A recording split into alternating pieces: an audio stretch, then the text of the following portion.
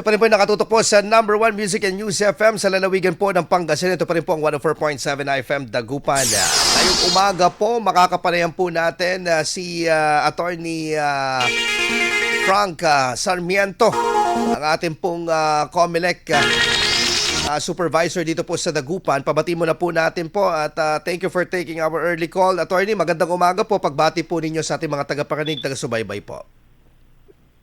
Good morning, Sir Idol Mark, at sa mga idol nating mga taga-subaybay at tagapakinig. Opo, Attorney, siguro pinaka ano po natin po dito, direktang tanong, ano po ba ang mga asahan po na aktibidad po based po sa COMELEC calendar? Kasi na-expect na po natin po, syempre, itong paparating din po na November 2026 na barangay election. So ano po mga nakaline up po na mga activities po ng COMELEC, Attorney? Yeah, ongoing pa rin po yung sinasagawa nating voter registration. Nagsimula ito noong October last year at magtatapos ngayong Mayo 2026.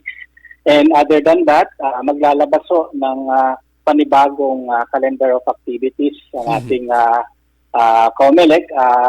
May kaugnayan yan doon sa pagsiset ng panibagong term ng ating mga barangay and SK official. So sa ngayon po, ang major activity na isinasagawa ng COMELEC ay yung voter registration. Apo, pag sinabi po nating voters registration, Attorney Frank, ano po ba yung mga nakapaloob po dito na serbisyo? Kasi may mga nalilito pa rin po ngayon, nag-aaway-away, nagtatanong, pwede bang magpalipat pa ng kanilang voters precinct? Ano ba ito, Attorney Frank, yung saklaw po nitong ating pong aktibidad ng voters registration? Yeah, basically po ang ina-assume natin na magpaparehistro ay yung mga kabataan kasi ang ano natin karamihan naman ng mga nasa may edad na ay nakarehistro na. Subalit para doon sa mga nagnanais na lumipat ng kanilang registration record from one town or from one barangay to another, pwede rin ho yan, tinatanggap po natin. Ganon din so, sa mga natanggal ho yung pangalan sa kadahilan ng hindi ho nakaboto sa mga nakalipas. Opo. Hello, Attorney? And then finally, hello po. Opo, go ahead po. Klaro na po? Opo. Yeah, and then finally, meron din ho yung correction of entries. Halimbawa, misspelled ho yung pangalan, o kaya naman magpapalit ng civil status, pwede ho silang mag-apply for change status or correction of entry. So, now dito ho sa lungsod ng Dagupan, aside from doon sa on-site na sinasagawa natin, nagsasagawa rin tayo ng off-site or satellite registration sa mga bawat barangay. Now, from January hanggang April siguro, pipilitin natin na magsagawa ng 2 to 3 satellite registrations per week. And yung isa dyan, nakaalap po sa mga private and public schools kung nasaan yung mga kabataan. Okay, maganda po ito. Para mas mapalapit po tayo dito po sa pagre-register po, hindi mahirapan po itong mga kababayan po natin dito sa lungsod po ng Dagupan. Pero, Attorney, kamustahin po namin yung turnout so far po ng mga nagpapa-register po dito sa syudad po ng Dagupan from October up to date. Kamusta po itong ano po natin, turnout po ng mga, lalo po yung mga newly registered po, Attorney? Gaya ho ng Hello, Attorney? tumal po yung mga... Hello, Attorney? Apo. Yes po, you're saying? Yeah. So, gaya po ng inaasahan natin, medyo matumal ho yung turnout natin kasi malawak po yung panahon ng pagpaparehistro. So, from October to December, meron lang tayong naitalang around 500 applications na tinanggap. So, kung ikukumpara natin, kung maalala natin, nagkaroon ng 10-day registration period noong nakaraang August, yung 500 actually, ano lang namin yan, minimum namin yan sa isang araw noon. Pero ngayon, sa 3 buwan, sa 500 lamang tayo. Pero aasahan natin na magtataas yan hanggang sa papalapit ang pagtatapos ng registration period. Opo. And then may dagdag ko lang po, Idol Mark. Yes po. Dito sa Dagupan, nagsasagawa rin kami ng home service. Pero ito ay para lamang sa mga kababayan natin na bedridden o kaya naka-wheelchair na hindi ho kayang magtungo sa ating tanggapan o kaya sa mga satellite registration. So, nakikiusap po kami sa may mga kakilala na PWD na hindi kayang pumunta sa tanggapan ng COMELEC na makipag-ugnayan sa tanggapan ng COMELEC upang sa gayon kami po mismo ang pupunta sa tahanan ng mga PWD natin. In fact, this morning, meron ho tayong dalawang bahay na pupuntaan. Yung isa ho, naka-stroke, and then yung isa naman po naka-wheelchair. So, ganyan ho yung mga pinupuntahan natin na house-to-house na voter registration. Apo. Attorney, dito po sa mga PWDs, yung mga kaanak, kaibigan, mga kakilala po, ano po ito? Pwede po silang pumunta directly sa inyo po, mag-message po sa official Facebook or sa number po ninyo. Paano po ba yung pakikipag-ugnayan po nila? Yeah, maaari ho silang magtungo sa aming tanggapan upang may schedule namin yung pagtungo sa bahay ng mga PWD. Siyempre, titingnan rin natin kung gaano karami yung magsasangguni sa atin. Tapos, i-schedule ho natin. And then, iiwanan lang namin siguro yung, kukunin lang namin yung contact number ng kamag-anak upang sa gayon, makipag-coordinate kami kung may panahon na kami na magtungo sa kanilang mga tahanan. Apo. So, ulitin ko ho, yung home service natin para lang ho doon sa mga bedridden o kaya yung mga naka-wheelchair o kaya naman yung mga may mga anak ko na merong mental incapacity. Like for example, yung mga special child na siguro yung mga magulang nahihiyang dalhin sa tanggapan ng COMELEC. So we are extending our registration services sa mga ganitong vulnerable sector. So, yung pong mga madadatnan po ninyo doon na mga ano naman po, able, hindi po yun mariregister. Basta pumunta po sila doon sa opisina. Paano po ba? I-maximize na ho natin yung oras natin doon sa So, kung sakali lang na may kasama yung PWD sa tahanan o kaya kapitbahay, tatanggapin na ho natin yan. Total, nandun na rin lang naman na tayo. So, correct. Ano lang po, so long as meron hong isa na may kapansanan doon sa tahanan, lahat ho ng mga physically able, tatanggapin na rin natin yan. Apo, oo nga, yung bedridden nga naman. Pero yung mga, pati yung mga ano po, no, lola at lolo dito na talagang hirap na rin po pumunta sa opisina po ninyo, no?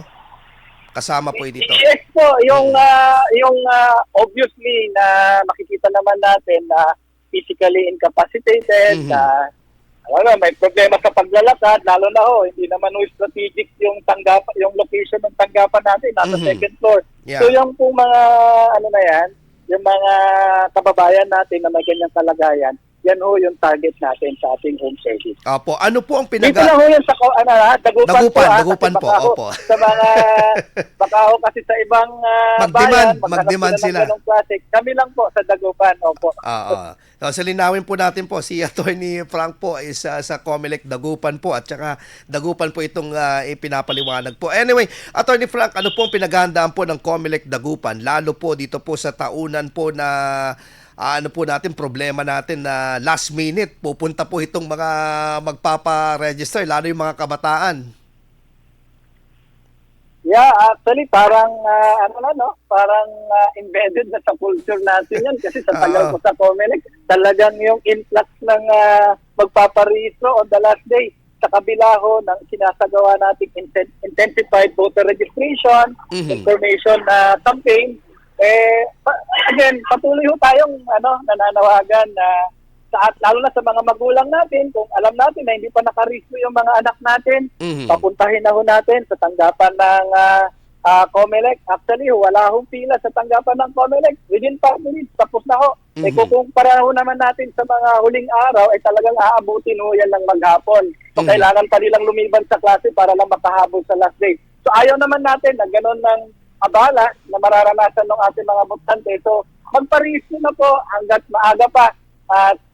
Open ho ang aming tanggapan mula Lunes hanggang Sabado. Apo. Ano po yung minimum, pwede po bang ma-reiterate kung ano yung minimum requirement para sa mga mga new voters po natin po na magpa-register? Opo. Okay. Siyempre, ang una dyan, dapat residente ho kayo ng Dagupan. o kaya yung mga magulang natin, residente ng Dagupan. And then yung edad ho, kailangan ho, 15 taong gulang na kayo on or before November 2, 2026 kasi November 2 nga ho, nakakasa yung ating barangay SC election. So ang computation natin, based sa edad ninyo on November 2. So kung kayo po ay 14 anyos pa lang at kayo ay magkikinsi na bago November 2, maaari na kayong magparehistro. So magdala lang ho kayo ng sa mga kabataan, pwede ho kayong magdala ng birth certificate lamang provided na butante yung mga magulang ninyo dito sa lungsod ng Dagupan. Now, para naman doon sa mga transfer, ay kailangan magpresenta ho kayo ng dokumento na magpapatunay na kayo ay residente ng lungsod ng Dagupan. Pero doon po sa mga magre-reactivate, wala naman po silang dadalhin.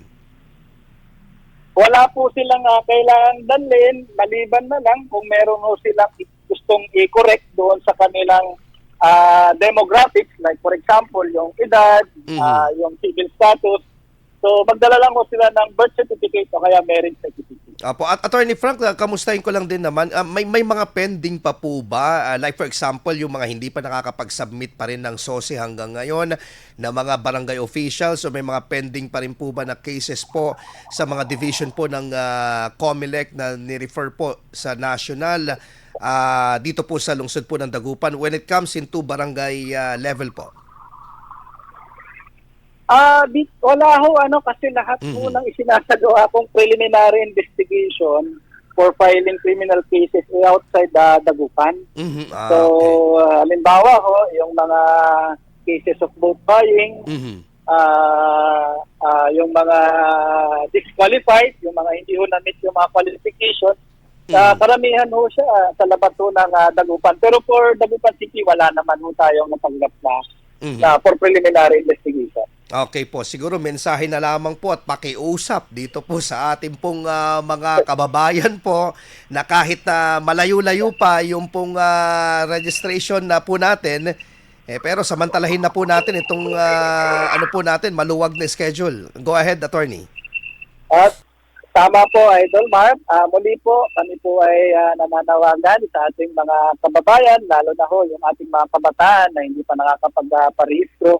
Kayo po ay magtungo sa tanggapan ng COMELEC from Monday to Saturday. So, kung wala ho kayong pasok ng Sabado, maaari ho kayong magtungo sa amin. Magdala lang kayo ng mga requirements. Isang requirement lang po. Halimbawa, birth certificate para sa mga kabataan o kaya any valid ID para naman doon sa mga may edad na. So, sa mga magnanais naman na lumipat dito sa Dagupan, mag-present po kayo ng ID na naka-indicate po yung present address niyo sa lungsod ng Dagupan. Now, antabayanan nyo rin yung aming isinasagawang satellite registration sa bawat barangay and lahat ng mga public and private schools. So, may nakakasala ho yan starting this week.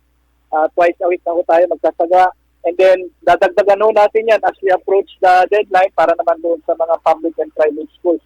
So, ulitin ho namin, magtungo na ho kayo sa COMELEC ng tanggapan para makaiwas po sa mas malaking abala kung sasapit po yung mga huling panahon ng pagpapa-district. Attorney Frank Sarmiento po, COMELEC Dagupan Supervisor. Maraming salamat po, Attorney. God bless po. Maraming salamat po and Happy New Year. Happy New Year po. Idol, yan po ang ating pong panayam kay Attorney Frank. Syempre, wag na kayong matigas ang ulo, ha? Habang maluwag-luwag pa po yung kanilang schedule, pag-accommodate, punta na po kayo sa kanilang mga opisina sa COMELEC. Diyan po sa may second floor, ang COMELEC Dagupan po located malapit po sa mismong City Hall, di ba? Oo, katabi po ng City Plaza po natin. Ayan, alas 7:09 pong oras po natin. Yan po ang ating Eye for an Eye ngayong araw po ng Martes. Impormasyon, intriga, issue. Eye for an Eye.